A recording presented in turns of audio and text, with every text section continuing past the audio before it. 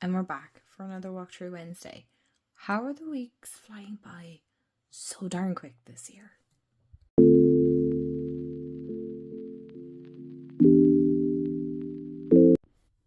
Hey everyone, welcome back to my channel, or welcome to my channel if you're new. Hi, I'm Mend. So, it is Wednesday, and again, we are back with another walkthrough. You guys, this year has just flown by. I can't believe it. Like, it's madness. It's crazy. It's crazy how fast this year is going. So, as you can tell by the title, we are going to be covering Tarot, the Green Codex, by these lovely creators who I am not going to butcher their name. And this is a low Scarabeo deck. This was sent to me by Llewellyn to review and share with you guys. So thank you so much to Llewellyn for sending this. I'm so super excited. So you can get this from Llewellyn themselves, or you can get it on the Low Scarabeo website. Let's take a sip of a nice, hot, comfy, cozy, well-used mug today. It is definitely I need caffeine day today. So if you're feeling like that and you haven't had, like, we'll say more than 10 cups of caffeine, then, you know, if you feel you need the pick-me-up, go get it. But if you're new here, hi, I'm Mend. I cover all things tarot, oracle card related, spirituality, finding magic in the mundane, art magic, all that good stuff. Kind of an eclectic mix of magical goodness. And if that is your jam and you like this kind of stuff, and a slightly rambly person, to an extent, I do get to the point, I promise, then hit the subscribe button. I'd love to have you part of the family. But every Wednesday we cover a deck, new or old. And this one is new. Now, because I just want to say for any of my new subscribers here, and if this is your first time watching, because of the way sometimes YouTube works and, you know, algorithm and certain things can be a little bit triggering for YouTube and it can flag. There is nudity in this deck. Now, I have covered it with washi tape, so it won't, you won't see it, but I do want to preface that right here, right now, that there is slight nudity. But we'll get into that when we go through the deck. But again, all that is covered with washi tape, so I did have to look through this deck. It isn't a first impressions. So, without further ado, let's get into the video. Alright, okay, I'm still kind of trying to find my feet here in my new sacred space. I thought this would work. Okay, it does. This kind of works. So, this is quite a big box, actually, for Low Scarabeo. I would say, okay, I don't know what, I'm assuming this happened with shipping. I didn't do that. I reckon this box size is the same as, excuse me, I'm looking behind me. The Llewellyn boxes, like the Green Witch Tarot, Everyday Witch Tarot, the Bee Tarot, all those kind of, you know, big box. So if that is your kind of, I don't want to keep saying jam, but if that is your vibe and you like this, then, you know, these boxes are great. Absolutely so sturdy. I mean, look at this artwork. I love the gold foil that the light is so kindly picking up. And so these are at the back. Gotta cover that real quick. Encased in this luxurious hardcover package is a deck that combines the power of green magic with the structure of Tarot's arcana. Green Codex Tarot is the ultimate mix of nature and esotericism. I can never pronounce certain words, so I do apologize if I did not. Yes, we'll move on. Doesn't really matter. We're not particularly here. So, a starlit night sky, a silent pine grove, the sweet scent of resin carried by a quiet breeze. This is the enchanting atmosphere that permeates the cards of the Green Codex Tarot. The stunning kit edition encases a deck of 78 cards, beautifully illustrated by artist Alexandra, I'm not going to butcher your last name, which is here, along with a 160-page book that delves deep into topics of ecology, ecology, and environment. Okay, you guys, sometimes why are English words just impossible? But anyway, unearthing the roots that unite humans and nature into a primordial network of life by carefully following the path traced by writer Alexander. Again, I won't butcher your last name. It is possible to find direction amidst the shadowy thicket of life, building new connections both within the self and between the self and its natural surroundings. So this is very earth-based, kind of that green witchery goodness. I love this. And again, we're here with the gold foil. Beautiful. And we have like a knight looking like he's embarking on a journey. So let's take out our beautiful guidebook. And then encased in this is our deck, which, if memory serves me right, that this was wrapped in plastic as well, the cards. So that's pretty much all about the box. We'll put this over here. Another sip of coffee because it is needed. And we'll get into the guidebook. Now, I should have checked this off camera. Okay, so it is a pictured guidebook. I'm just looking all the way through first. Only for the, not even for the major, or no, just for the majors. The minors are not pictured. Okay. So, this is our table of contents. So, features and purpose of the deck, how to use the deck, intuitive reading, monologue reading, 5-card reading, swap method reading, and environment interaction reading. And then we have the cards from the majors to the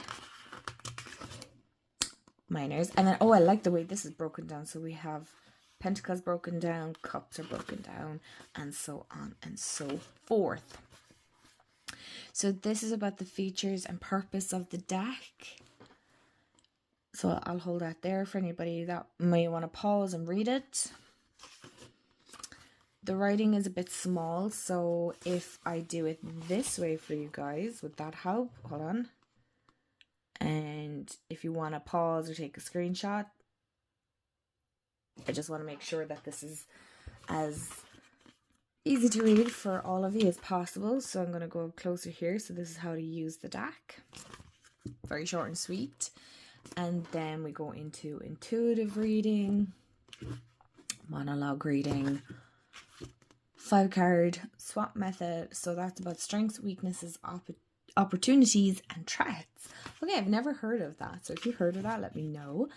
Environment. And then we go on to the cards. So I'll hold that here. I'm hoping that that's as easy as possible for you guys. And then we get into the major arcana. I have to flick through that really quick for the reason being is some of the majors have nudity in it. And then here, so we'll just cover the Fool. So we have like a little verse here. And then we have our description from the sounds of it here. And then, okay, so we've kind of upright and reversal, but it seems to be all combined into one here. So we get, oh, right, okay. And then over here, then we have suggestions. I like that. So the creant should think about what they might be mistaken about, what they may be excessively trusting, and what are the risks of falling into the abyss, underestimating the situation and the consequences of their actions. Okay, so that's very cool. So if you're reading for somebody else or you're learning to read for others, this might be like a great little guidebook just by the looks of this that, you know, gives suggestions. And then that's pretty much the majors. And then we go into the minors. And the minors are pictured here. Again, there is nudity, so I just want to move on very quickly. But they're not pictured here because each of them get one page each. So we have our little description, verse, and then we get into the cards. But we don't have any suggestions for this. And this pretty much goes for the whole minor arcana throughout. So the whole book is in English. Now, most of us are familiar with Lo Scarabeo, but if you're not, most of the time they have like the little white book, and then it has English, Italian, Spanish, and French, if memory serves me right. So let's get into the cards. So I did have to adjust a little bit to make sure we were all on the same page. Okay, so this is one of the cards that comes with it, and then we have our little title card here, which is Tarot, the Green Codex. And these are the backs of the cards. How cute are they? Now, they're not reversible, so for those of you that love to read reversals, unfortunately the backs don't align with doing reversals. Doesn't mean you can't read them in reverse though. So let's get into the card. Oh man, you're getting ahead of yourself. I would say it is semi-matte, if not matte. There's a slight gloss, but I think that's more my light. Cardstock is really good actually. That's really nice. It's kind of that medium cardstock, so it's not too thick, right? And it's not very thin. It's quite sturdy actually. It's nice. I feel like this deck will shuffle nicely for those of you that like a good shuffle. Okay, so we're going to start obviously with the majors. And they're interesting. It's a deck I'm kind of curious to work with. And I'll get into it soon once we get past the majors, because once we get into the minors I can explain a little bit better. But I do like the characters that are depicted. Now, there's nudity in the High Priestess. You know, she's... what's the word I'm looking for? Well, not completely naked. I mean, she's covered by washi tape now, but again,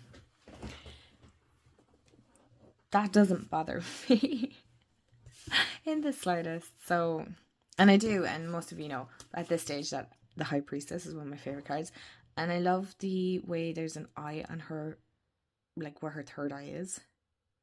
And that her own eyes are quite dark. It's very cool. It's like she's in a very meditative state.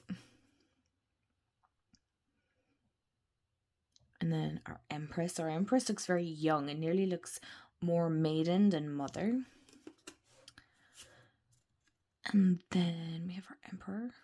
I won't list out all the I won't call out all the cards, but it's an interesting take on the Hierophant.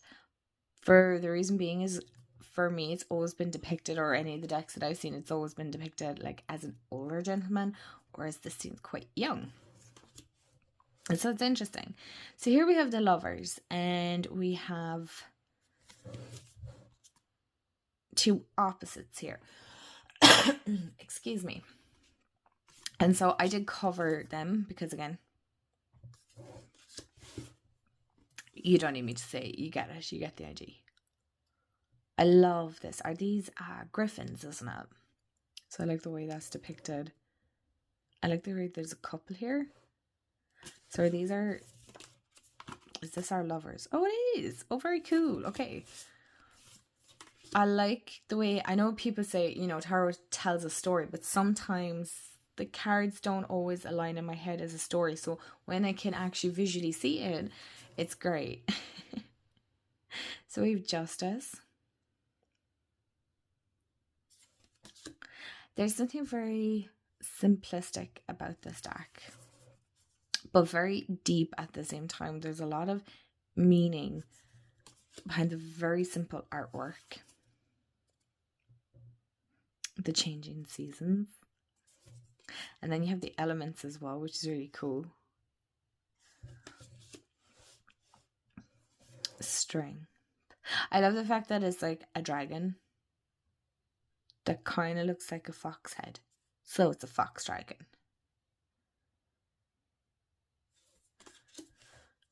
Our Hanged Man.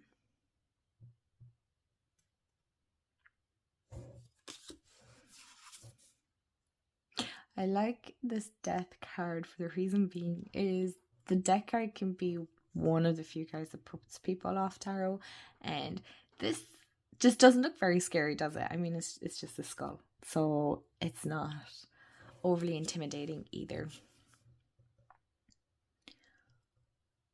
This one I'm interested to see, because like that looks like an A. A for Amanda. Okay, I don't think that's the reason that the A was put there. Now, I found this card extremely interesting because we have the devil, right? And so we have the she-devil here and then the devil there. Is that even a thing? She-devil? I don't know. Maybe I've heard that somewhere. But what I love about it is there's like a mirror, right? So I'm trying not to do too much glare. And I love the way that it kind of, the devil is reflecting back to you. And, you know, sometimes we see the devil as like addictions and something bad. But sometimes we don't tend to look at, I don't want to say the badness in us, because I don't want you to sit there going like, there's no bad in me, I'm not a bad person. No, but we each have our own, whether it be darker side or shadow aspect or just, you know, nobody's perfect, okay? Nobody's without faults or imperfections, right? We all have them. And so I feel like with this card, it like reflects that back to have a look at your own imperfections. It doesn't mean that you're a bad person or that you need to completely rearrange your life, but sometimes we need to have a look at ourselves and not always point the finger to other people, or we can't blame it on something else externally all the time. Sometimes we actually have to look within and go, okay, hold on, maybe, just maybe, I may be slight of the problem. Okay, and that can be a tough pill to swallow. Okay, so, you know, I'm aware we all like to think that we're the best, and we are, and there's no doubts, but we're still human at the end of the day, and we still make mistakes. And sometimes, and I remember reading this somewhere, and it really struck a chord in me, and I'm like, wow, I never thought of things like that, that sometimes in life you will be the villain in somebody else's story, whether you like that or not. Okay, so, you know, it's just a food for thought kind of a thing. Even if that's like years ago and we've all changed, and, you know, we grow up and we mature and all that, that sometimes we will still be the villain in somebody else's story. So anyway, let's move on. I just found that card very, very interesting. We have our tower. Again, very simple artwork. I love this moon card. And the sun. So they all kind of... So our sun, moon, and star, if I'm correct, all kind of align like this. So the sun, as you can see, the moon and the sun are definitely two halves of a whole, which is really cool. And then we have our judgment, which is like a boat on fire. And then we have the universe, which is the only card that has been changed in the majors. Excuse me, you'd think with all the coffee I'd be wide awake. So now we're on to the cups. And as you can see, they do change to an extent. So swords and cups seem to be of the same color palette, and then pentacles and wands are the same color too. So that's really cool. I like the way that's a phoenix like bursting out of a vase. Very cool. So what I did notice is the minors, while some of them have pictures or like an image to look at, some of them are a little bit on the pippish side, but not overly pippy, as we say, right? It's not, excuse me, it's not too, like just 2 cups, or 3 cups, I should say, sorry. It's not 3 cups, right? Or just 4 cups aligned. There is still a story, it's just more simplified down. Does that make sense? So there are symbols there for any of those of us that we like to read intuitively, that there's still enough images there for that.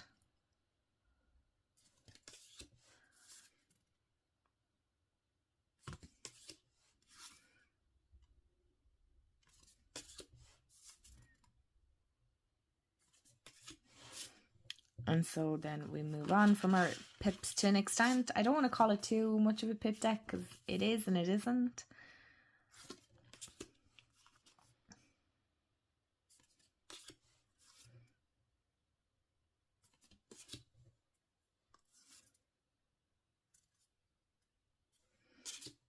So it's not a queen, it's a princess we have.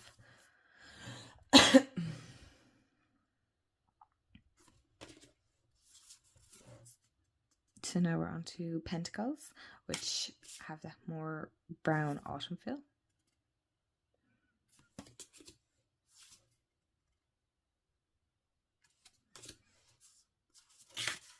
Oh. Apologies, I was losing cards there.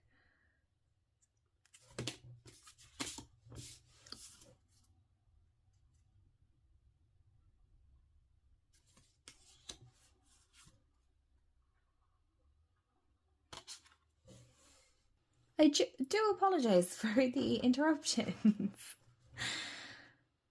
Now, where were we? Okay, we're on the Pentacles.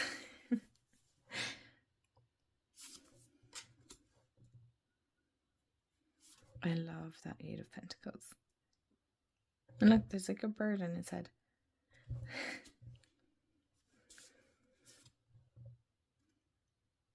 There's something very calm and soothing about this deck. It's not very overstimulating, as in like you're not going to feel overwhelmed, I don't think personally, because that guidebook is quite chunky, right?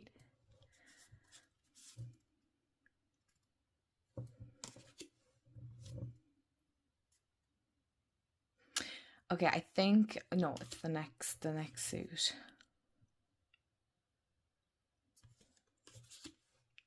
So the Ace of Wands.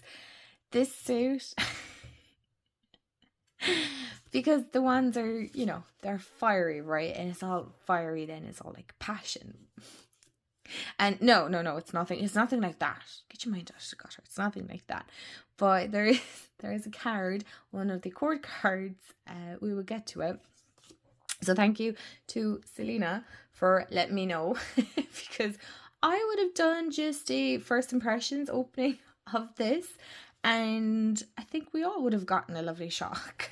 Or not so lovely shock, you know? A shock. We'll just say we'll get a shock.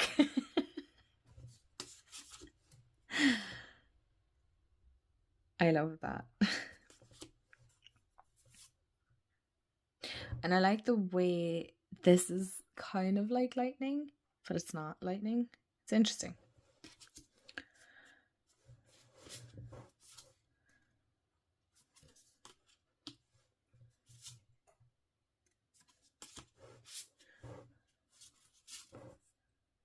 So that 10 of Wands is took a bit of a turn, you know. I love the way the pages are depicted here.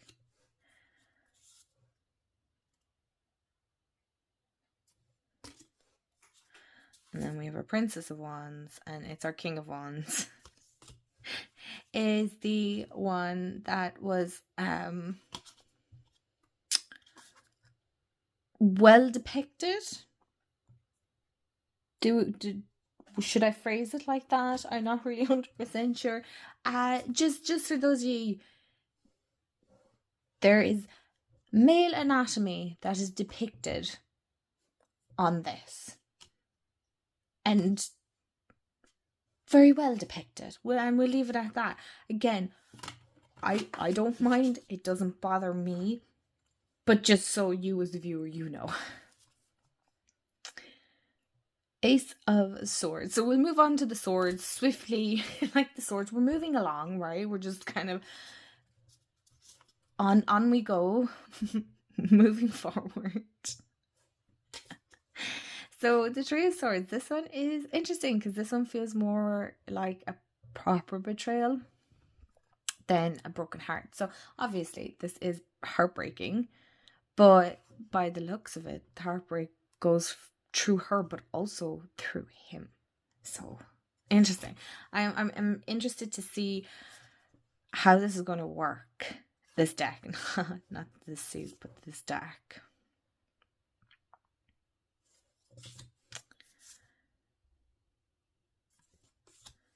And where it'll fit.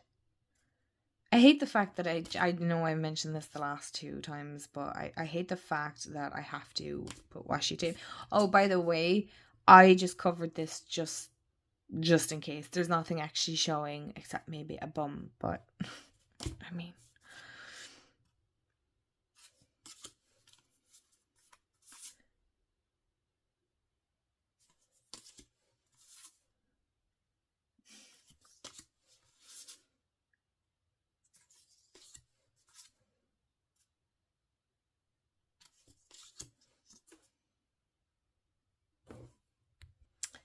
So, my loves, this is the Green Codex Tarot. I hope you enjoyed it, and let me know your thoughts and all that in the comments below. Do you have it? Don't you have it? Do you want to get it? Don't you want to get it? Why not?